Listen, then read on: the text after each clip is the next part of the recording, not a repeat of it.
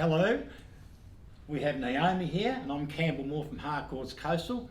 And Naomi is a brilliant property manager. And you were going to say something, you were talking about investors or rent. Could you tell me a little bit more about what you were saying before? Yeah, sure, Campbell, and you'll probably be able to back this up as well. Well, I might go the reverse, I don't know. eh? Hopefully you'll agree with me. Let's wait and see what you say first.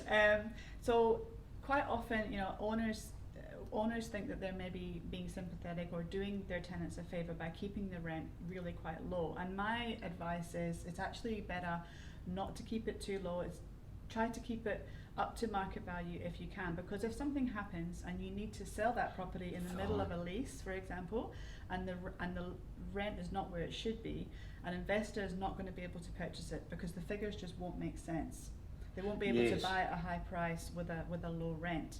It needs to be at least 5% yield. So my advice is you never know what's going to happen in the future. Keep your rent where it should be, so that if you do need to sell, it will attract investors and owner occupiers.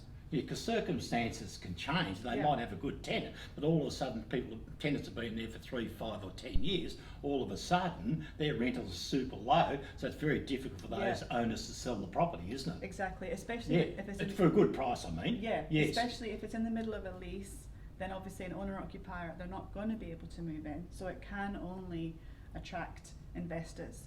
Yes. And so you don't want to restrict your options. You want to make sure that if something does happen and you need to sell in a hurry, you are going to be able to attract investors.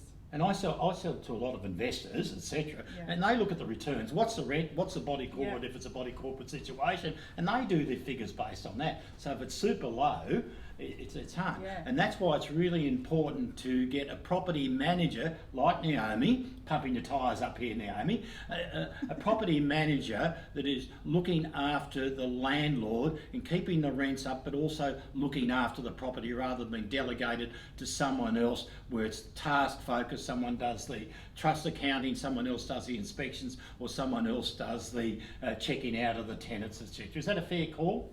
Yeah, sure. Yeah. So we are end-to-end property management. So what that means end-to-end, that's a good way to put it. What that means is that we will look after everything from the initial phone call right through to the exit inspection, the exit process. We don't delegate. We don't outsource anything. Everything's done by us, so that we know all of our owners' names, all of our tenants' names. Magic. So everything personal. It's a very, very personal. Yes. You'll never be a number kind of thing. And your company name again is Naomi. No, that's your name. Baber and Company Property Management. Is that right? Yeah, Baber and Co Property Management. Right. Yep. There you have it. Thank you. Thank you. Bye bye.